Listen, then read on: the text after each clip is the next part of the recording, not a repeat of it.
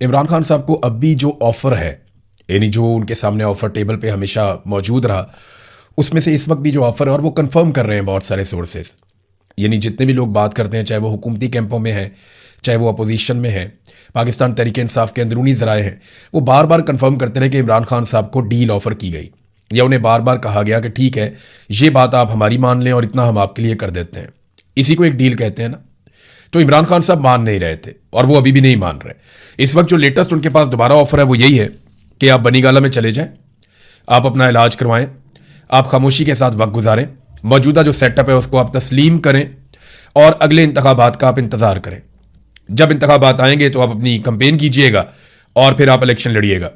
जबकि इमरान खान साहब का जवाब वही सादा जो मैंने आपको बताया कुछ अर्सा पहले। इमरान खान साहब की जेल में एक बड़ी अहम मुलाकात हुई, एक शख्सियत वहां पे गई और उसको रिपोर्ट भी किया गया। उसके बाद आपने देखा कि रज़ी ताहिर साहब को गिरफ्तार किया गया और उनसे एक ही सवाल किया गया, बार बार एक ही बात उनसे बार बार पूछी गई कि बताओ तुम्हें ये पता कैसे चला, बताओ तुम्हें ये बताया किसने, क्या जेल के अंदर से किसी ने बताया, बाहर खबर कैसे निकली, ये बताओ। तो वो इमरान खान साहब का तब भी जवाब यही था।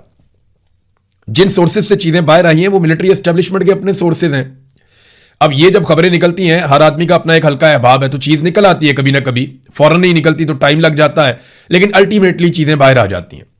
तो उसमें यह बताया गया कि इमरान खान साहब मजिद हैं उसी बात के ऊपर कि मेरा मैंडेट वापस किया जाए, नहीं तो आप नए इलेक्शन अनाउंस करें, आप पाकिस्तान में एक नए इलेक्शन अनाउंस करें, इसके बगैर पाकिस्तान आगे बढ़ेगा ही नहीं। पाकिस्तान के मसाइल का हल अब एक साफ और शफाफ नए इंतखाबात के अंदर है। और तब से लेकर अब तक इमरान खान साहब लगातार अभी भी कैद तन्हाई में है, उनके ऊपर बहुत सख्ती की गई है। पाकिस्तान तहरीक इंसाफ ने उनकी कैद तन्हाई खत्म करने के लिए एक एहतजाजी तहरीक चलाने का ऐलान किया है और 2 महीने का वक्त दिया है। अब इसमें जो अलीमा खान साहब का लेटेस्ट स्टेटमेंट है वो कहती है इमरान खान के साथ ये वही करना चाहते हैं जो मिस्र में इन्होंने मुर्सी के साथ किया था, यानी जो मुर्सी के साथ मिस्र में हुआ था वही इमरान खान साहब के साथ अडयाला जेल में करना चाहते हैं। हम देखना चाहते हैं कि आप इमरान खान को जहरीली शय या स्लो पॉइजन तो नहीं दे रहे, तो इसलिए हमारी मुलाकात करवाई जाए। देखिए, दबाव डालना पड़ेगा इमरान खान साहब की पार्टी को और उनकी फैमिली को। 2 महीने बड़ा लंबा टाइम होता है। और ये जो सुहेल अफरीदी साहब ने कहा या उनकी पार्टी की तरफ से मौक़िफ़ आया कि ये जो तहरीक हम चलाने जा रहे हैं या एहतजाज करने जा रहे हैं 27 सितंबर को, ये इमरान खान की रिहाई के लिए नहीं बल्कि ये उन तक रसाई के लिए है। मैंने आपसे आज से 6-7 माह पहले कहा था कि ऐसा दिखाई देता है कि इमरान खान साहब की रिहाई की जो तहरीक है वो आहिस्ता आहिस्ता इमरान खान साहब तक रसाई की तहरीक बन जाएगी और इस बात के ऊपर एहतजाज नहीं होगा कि इमरान खान साहब को जाली मुकदमात में रिहा किया जाए, बल्कि इस बात के ऊपर मुस्तकबिल में एहतजाज होगा कि इमरान खान साहब से चलो मुलाकात ही करवा दें या उनका इलाज ही करवा दें। तो अब मामला वहां पे पहुंच गया। इमरान खान साहब की आंख के बारे में खबर आए 6 महीने से ज्यादा गुजर गए हैं। उनकी 85% एक आंख जाया हो गई है। वो पाकिस्तान का सबसे बड़ा लीडर है और उसकी पार्टी अभी तक इमरान खान साहब से मुलाकात का बंदोबस्त भी नहीं कर पाई। ये आसिम मुनीर की एक बहुत बड़ी कामयाबी है कि उन्होंने इस पार्टी को इकट्ठे नहीं होने दिया और कम से कम इतना दबाव बनाकर रखा कि अवाम और पार्टी के बीच में जो खलीज है वो बरकरार रहे।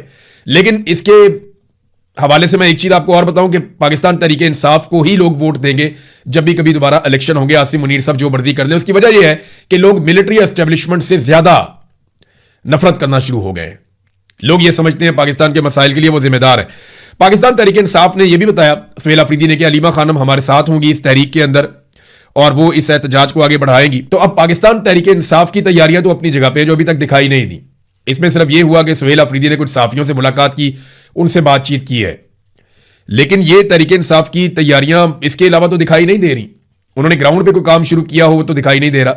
देखिए, अगर ग्राउंड पे काम करना था तो सुहेल अफरीदी कोई 9-10 माह से वजीर आला खैबर पख्तूनख्वा है। अगर उन्हें ग्राउंड पे काम करना था तो ये 9-10 माह काफी थे, इसमें वो बहुत सारा काम कर चुके होते। लेकिन 9-10 माह में उन्होंने कुछ नहीं किया तो उन्हें 2 माह मजीद चाहिए। अब वो ये कहते हैं कि जनाब मौसम की शिद्दत है, तो वो जो इमरान खान जेल में बैठा हुआ पूरी कौम के लिए जेल काट रहा है उसके लिए मौसम की शिद्दत नहीं है।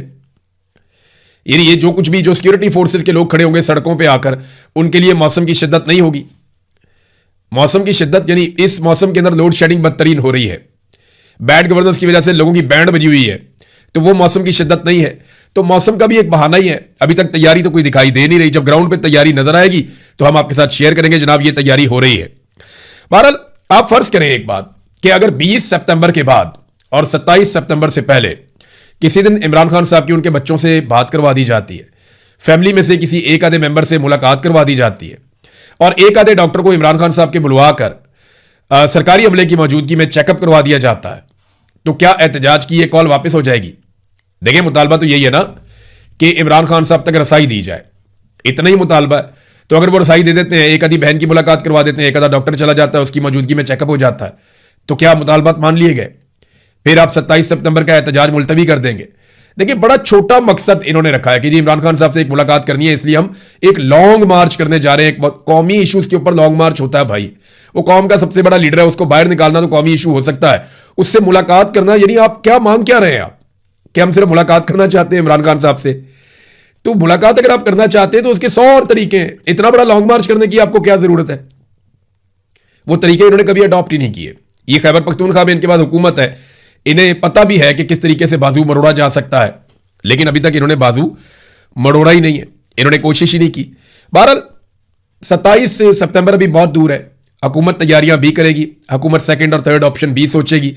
जबकि पाकिस्तान तहरीक इंसाफ क्या करती है, अभी तक तो उन्होंने सिर्फ सहाफ़ियों से मुलाकातें की हैं। इमरान खान साहब की फैमिली खुद हैरान है, जितने आम लोग हैं पाकिस्तान तहरीक इंसाफ के वो सारे हैरान हैं कि ये तारीख इतनी लंबी क्यों दे दी। अब बजाय इसका जवाब देते हैं उन्होंने उठा के शहबाज गिल के ऊपर चढ़ाई कर दी खैबर पख्तूनख्वा की हुकूमत ने कि जी वो बहुत बुरा आदमी है, वो बहुत बड़ा गद्दार है। भाई ये गद्दारी तुम्हें अभी याद आनी थी, पहले तुम्हें याद नहीं आई? ये अगर ये चीजें हैं, ये तो पहले इल्जाम जो शहबाज गिल के मुखालिफिन हैं या दूसरी पॉलिटिकल पार्टीज के लोग हैं वो इस किस्म की बातें करते थे। अब आपने भी ये बातें की हैं और कोई लोग अंदर से भी ये बात करते थे, यही बातें शेर अफजल मरवत ने भी की थी और यही बातें अब शफी जान ने भी की है। और ये मौका नहीं था लड़ाई डालने का, लेकिन लड़ाई डाली गई, हमने देखा लड़ाई होते हुए। तो नाज़रीन, ये जैसे जैसे तहरीक का टाइम करीब आएगा, अब मेरी उम्मीद तो यह है कि लोग इकट्ठे होते जाएंगे, सोशल मीडिया या डिजिटल मीडिया या इसके अलावा जो जितने भी जमहूरियत पसंद लोग हैं ये इकट्ठे होंगे। लेकिन याद रखिएगा कि फजल रहमान साहब क्या इकट्ठे होंगे, लेकिन याद रखिएगा फजल रहमान साहब मुझे अभी तक इस सारे खेल में दिखाई नहीं दे रहे। फजल रहमान साहब जो हैं वो अगर शामिल हुए भी ना तो वो किसी और की बी टीम का काम करेंगे। मुझे कभी भी फजल रहमान साहब पे इस बात पे भरोसा नहीं आया कि वो एंटी एस्टेब्लिशमेंट हो सकते हैं। हाँ, वो थोड़े बहुत स्टेटमेंट देते हैं, उसके बाद उन्हें उनका कोई मफाद मिल जाता है तो वो साइड पे हो जाते हैं। फजल रहमान साहब का मौक़िफ़ हमेशा असूली नहीं होता, उनका मौक़िफ़ हमेशा वसूली होता है। वसूल कर लेते हैं, अपना मफाद ले लेते हैं, अपनी पार्टी का मफाद ले लेते हैं और साइड पे हो जाते हैं। हमने तो अभी तक यही होते हुए देखा है। कश्तियां जलाकर कभी भी फजल रहमान साहब नहीं आते।